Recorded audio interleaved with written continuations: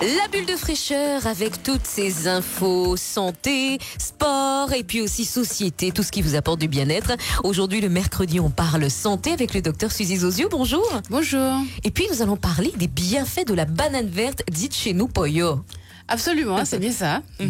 Donc, c'est bien la banane qui devient banane dessert une fois qu'elle passe par le processus de la maturation. D'accord. Alors, quels sont les bienfaits du poyo? Alors, les bienfaits sont nombreux. Bon, peut-être connaissez-vous principalement la banane verte comme étant anti-ulcérative. Voilà, donc ça veut dire que la banane verte va contenir des molécules qui vont protéger donc la muqueuse gastrique. Donc ces molécules-là, on les connaît. Bon, ce sont des noms qu'il faudra peut-être certainement retenir. Hein. Donc ce sont les pectines qui vont protéger, renforcer la muqueuse gastrique.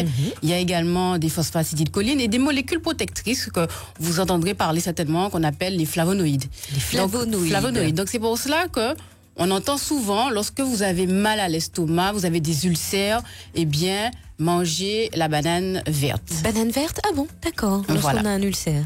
Absolument. D'accord. Voilà. Et puis même sans avoir d'ulcère, il est conseillé de manger la banane verte pour renforcer la muqueuse gastrique. D'accord. Quels sont les autres bienfaits? Alors, la banane verte, est, tout comme la banane dessert, est également très riche en potassium. D'accord. On en a un peu moins de 400 mg dans 100 g de banane. Quand on parle de le potassium est bon pour notre corps à quel niveau? Alors, le potassium, il est excellent principalement. On va réguler une tension artérielle trop élevée avec le potassium. D'accord. Donc, dans les fruits et légumes, on va retrouver le potassium sous forme de sel. Donc, citrate, bicarbonate de potassium. Et vraiment, si vous souffrez de troubles de l'hypertension artérielle, moi, je vous conseille vivement de manger la banane verte qui est très riche en potassium. D'accord. Alors, potassium, antioxydant également? Oui, antioxydant, effectivement. Alors, il y en a dans la pulpe, mais il y en a encore plus dans la peau. Dans la peau de la banane. D'accord. Comment on consomme la peau, du coup? Puisqu'on n'a pas l'habitude de manger la peau. C'est vrai, hein? Oui. Alors, le mieux encore, pour pouvoir consommer la peau, c'est d'en faire la farine. Donc, pour cela, il faut quand même bien choisir sa banane verte. Donc, une banane qui a été cultivée sans pesticides et tout ça. Absolument. D'accord. Donc, le mieux, c'est de ne pas enlever la peau et de couper, de faire des slides, des lamelles. D'accord. Et de mettre à déshydrater. Et ensuite, on va mixer pour former la farine de banane verte. La farine de banane verte. Comme ça, moins répandue, celle-ci. Voilà. Moins répandue et pourtant... beaucoup de vertus. Beaucoup de vertus, parce que c'est une farine qu'on peut utiliser pour faire les crêpes, pour faire les gâteaux. Elle n'a pas de gluten. Et elle a un très très bon rendu, même pour les cookies. Même pour les cookies, d'accord. J'ai vu aussi que c'était un fruit antidéprime. Ah oui, c'est un fruit antidéprime. Alors, c'est vrai, mais on va dire que la molécule qui détient cette propriété se trouve principalement dans la peau. D'accord, dans la peau de la banane. Donc d'où notre fameuse farine encore. Voilà, alors dans cette peau, on va retrouver ce qu'on appelle la dopamine. C'est un neurotransmetteur qui va influer sur le comportement. D'accord. Et effectivement. Donc je pense que cette propriété doit être due à cette molécule qui se retrouve principalement dans la peau de la banane verte. D'accord, alors riche en antioxydants, facile à cuisiner ou à déguster. La banane, en fait, fait partie des fruits les plus consommés. Et contrairement à la banane mûre, la banane verte, elle, apporte un ensemble de bienfaits à l'organisme. Oui, alors, on a vu toutes ces molécules antioxydantes. On a vu également... qu'est-ce qu'on a vu? Le potassium. Le potassium, voilà, potassium. Et voilà, c'est les amidons résistants. Alors déjà, dans la farine, dans la banane verte, il y a environ 28 grammes d'amidon. D'accord. Donc, au cours de la maturation, l'amidon va être digéré par les enzymes de la banane. Dans les intestins.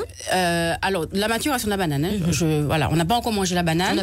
La banane, elle est verte. Dans la banane verte, on a environ 28 à 30 grammes d'amidon. D'accord.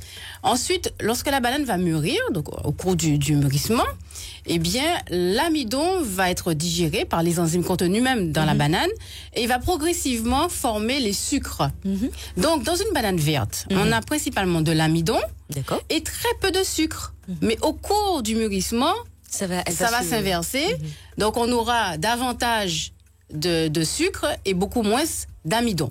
D'accord. Alors, quand on parle d'amidon, la particularité de la banane verte, c'est qu'elle contient également des amidons résistants. On a déjà eu l'occasion d'en parler, Tout à fait. puisque ces amidons résistants ne sont pas maintenant. Lorsque là, on fait référence au corps. Lorsqu'on mange cette banane verte, une partie de l'amidon n'est pas digérée. Ça veut dire que cet amidon ne va pas être digéré en glucose et ce glucose-là ne va pas donc augmenter la glycémie. D'accord. Ok, contrairement au reste de l'amidon, qui normalement, pour le processus normal, nous avons des enzymes, voilà, les amylases, etc., qui vont donc dégrader l'amidon pour le transformer en glucose. C'est un processus tout à fait normal. Là, on peut dire que c'est un bon amidon. Voilà, tout à fait qui normal. Est bon pour les intestins et le côlon. Voilà, alors, dans cet amidon, on a également, je viens de le dire, des amidons résistants. Donc, aucune digestion.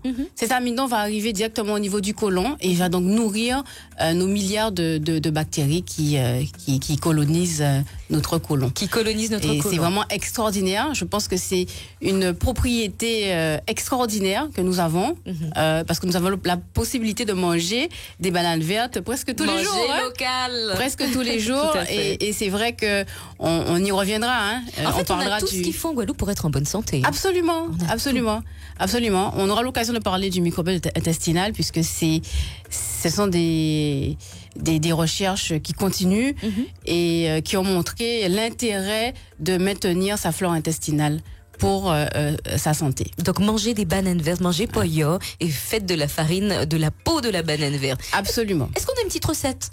Alors, c'est une petite recette de Nancy, de la Maison de la Banane. D'accord. À Trois-Rivières. Alors, ce qu'elle aime bien faire, c'est faire une salade de bananes vertes. D'accord. Alors, c'est vraiment extraordinaire, parce que... Alors, comment elle la encore prépare? Une fois, donc, elle va couper en lamelles les bananes vertes une fois qu'elles sont cuites. Elle va les laisser refroidir, elle va les couper. Ensuite, elle va rajouter du chou rouge émincé. Elle va également rajouter de la morue bien assaisonnée et des copeaux de coco sec. Donc en mélangeant tout ça, ça forme une bonne salade. Et l'avantage aussi de pouvoir manger la banane verte en salade, c'est que, j'en avais déjà parlé, c'est qu'au cours du refroidissement, la quantité d'amidon résistant initial va augmenter. Ce qui fait qu'on aura davantage d'amidon résistants, donc davantage de nourriture pour nos fameuses bactéries intestinales pour qu'elles soient bien nourries. Donc voilà pour tous les bienfaits et vertus de la banane verte. Mangez des bananes vertes, mangez poyo. Il faut faire la farine avec la peau. On vous a donné la petite recette et puis la petite recette de la salade de banane verte. Excellent. On va goûter tout ça. Enfin, on va essayer de préparer puis de goûter et voir aussi tout ce que ça nous apporte comme bienfait. Merci beaucoup, Dr Suzy Zozio. Avec plaisir. La semaine prochaine, on parle de quoi? Eh bien, on parlera des nitrates et des nitrites. Nitrates et nitrites, parfait. Voilà. Merci beaucoup, à la semaine prochaine avec vous. Et puis nous passons aux petites annonces. Les petites annonces du 8-11. 96 27 27. C'est à vous.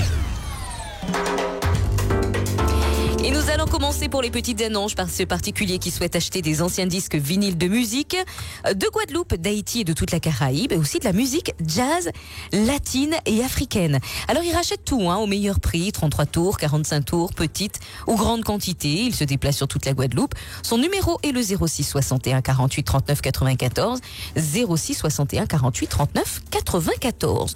Pour cause de départ, on vend des petits chiens de type caniche bichon. Le numéro de téléphone si vous êtes intéressé, 06 80